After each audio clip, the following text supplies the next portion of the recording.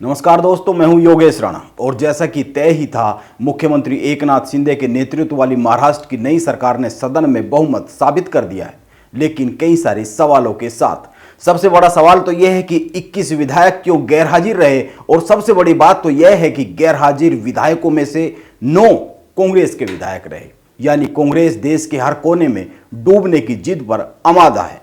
और एक सवाल यह भी है कि फ्लोर टेस्ट के एक दिन पहले तक विपक्ष के पास 107 वोट थे, लेकिन आज जब फ्लोर टेस्ट हुआ तो विपक्ष के पास 99 वोट निकले और 288 विधायकों वाले सदन में शिंदे सरकार के पक्ष में 164 वोट पड़े हैं। ध्यान देने वाली बात है कि यह बहुमत के आंकड़े 144 से 20 वोट अधिक है।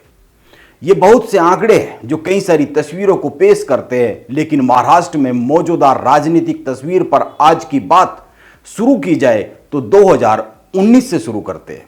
2019 में महाराष्ट्र की राजनीति में 2 डायलॉग बहुत ज्यादा चर्चा में रहे हैं, बहुत ज्यादा बोले गए हैं। एक, मुख्यमंत्री तो शिवसेना का ही होगा, और 2, मैं समंदर हूं लौट कर आऊंगा।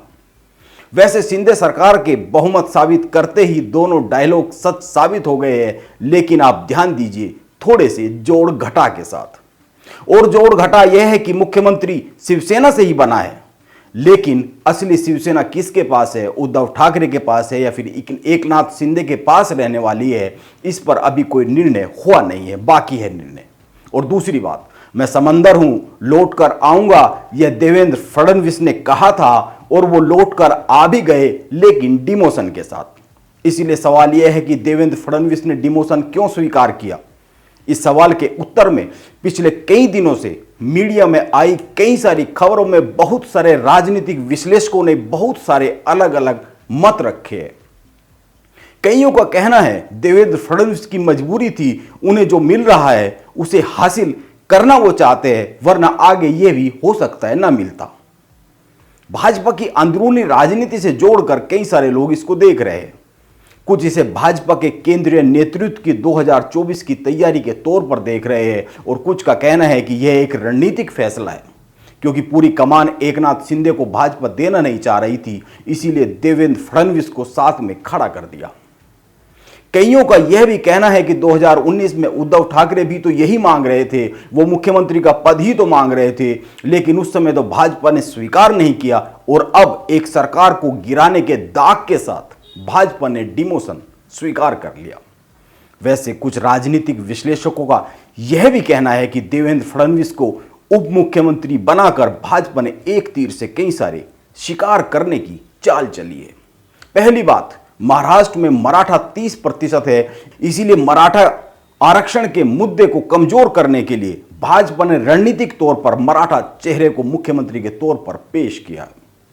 आपको याद होगा पिछली बार जब देवेंद्र फडणवीस मुख्यमंत्री थे तो विपक्ष, एनसीपी और शरद पवार इस मुद्दे को बड़ा उठाते रहते थे और सरकार को घेरते रहते थे। इसीलिए कोई आने वाले चुनाव में नुकसान ना हो जाए, इससे बचने के लिए यह एक रणनीतिक फैसला है। लेकिन सवाल तो यह भी है कि मराठा चेहरे तो भाजपा के पास भी है, उनमें से किसी को मुख्यमंत्री क्यों नहीं चुना गया?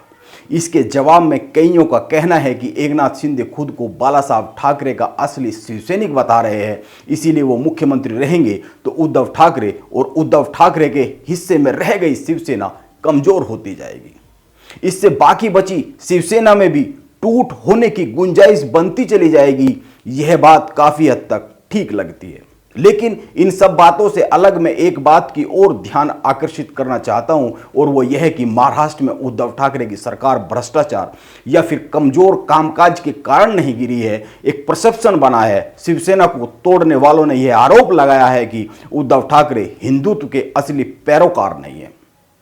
उन्होंने बाला साहब ठाकरे की हिंदुत्व की लड़ाई लड़ी नहीं है, उसको छोड़ दिया है। बाला साहब ठाकरे की लाइन को उद्धव ठाकरे ने छोड़ दिया। उन्होंने कांग्रेस से हाथ मिलाकर यह साबित किया है।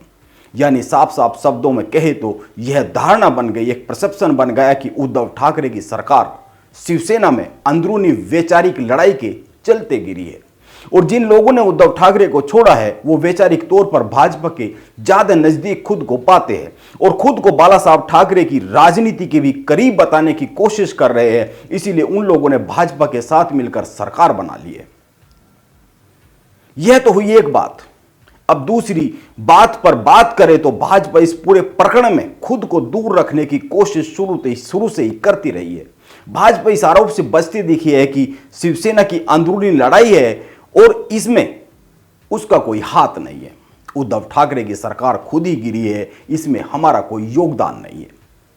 अब तीसरी बात, आप सोचिए, जो मैंने अभी तक कहा है, इन सब बातों से एक परसेप्शन बना है कि यह उद्धव ठाकरे के द्वारा हिंदुत्व को छोड़ने के कारण सरकार गिरी है। और अगर इस परसेप्शन में भाजपा अपना मुख्यमंत्री कुर्सी पर बैठा देती तो दो संदेश चले जाते। एक, शिवसेना के टूटने का पूरा सच, पार्टी में उभरा वैचारिक मतभेद नहीं था, यह सब भाजपा का सत्ता को हथियाने का एक षड्यंत्र था। और दूसरी बात, भाजपा का मुख्यमंत्री बनते ही एक तो पूरे कांड की कालिक भाजपा के चेहरे पर पूछ जाती और इसके अलावा यह मैसेज अलग से चला जाता कि भाजपा ने मराठा शक्ति को सत्ता को हथियाने के लिए इस्तेमाल किया है। सत्ता के लिए एकनाथ शिंदे को भाजपा ने मोहरे के तौर पर काम में लाया है। हालांकि अभी भी ऐसा ही होता हुआ दिख रहा है। पर्दे के पीछे की राजनीति अभी भी कुछ कुछ ऐसी ही है। लेकिन अगर भाजपा मुख्यमंत्री देवेंद्र फडणवीस को बना देती तो उस समय यह सच नंगी आंखों से भी दिखने लायक सामने आ जाता। यह बात ध्यान में रखनी चाहिए। खुद उद्धव ठाकरे भी यह गीत गाते कि भाजपा ने सत्ता को हथियाया है और मेरे लोगों को पैसा खिलाकर तोड़ लिया है।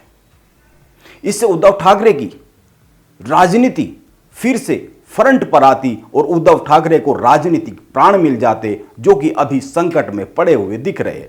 और भाजपा महाराष्ट्र में बदनाम हो जाती, लेकिन अब ऐसी स्थिति बनती हुई नहीं दिख रही है। अब एकनाथ शिंदे आगे है और वो 2.5 साल यही कहेंगे कि हमने वैचारिक लड़ाई के कारण, वैचारिक मतभेद के कारण उद्धव ठाकरे को छोड़ा और असली शिवसेना बाला साहब ठाकरे की हम ही है।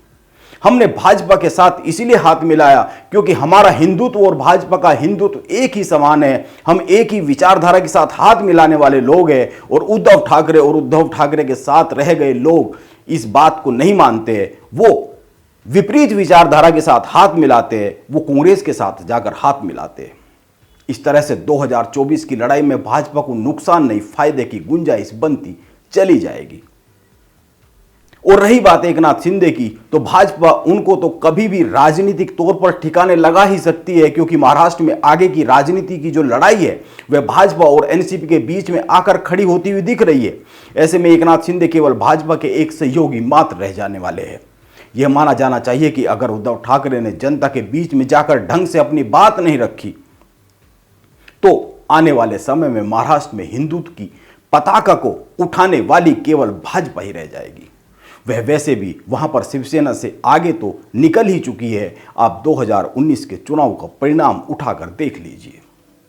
यह एक गौर करने वाली बात है। इसीलिए यह सीधी सी बात है, महाराष्ट्र लोकसभा में 48 सांसद भेजता है और एकनाथ शिंदे को मुख्यमंत्री बनाकर उद्धव ठाकरे के पास रह गए शिवसैनिकों को भाजपा ने एक संदेश भेज दिया है और वो यह है कि सब एक साथ आ जाओ, एक विचारधारा के साथ आ जाओ, एक पताका के नीचे आ जाओ। शिवसेना और भाजपा मिलकर 2024 की लड़ाई लड़े तो फायदे में रह सकते हैं। यह एक बात है। और दूसरी बात, भाजपा यह भी संदेश दे रही है कि हम सत्ता के भूखे नहीं हैं, हमारे पास आओगे तो हम मुख्यमंत्री पद तक दे देते हैं। यह भी गौर करने वाली बात है। नमस्कार, आप बने रहे मेरे साथ।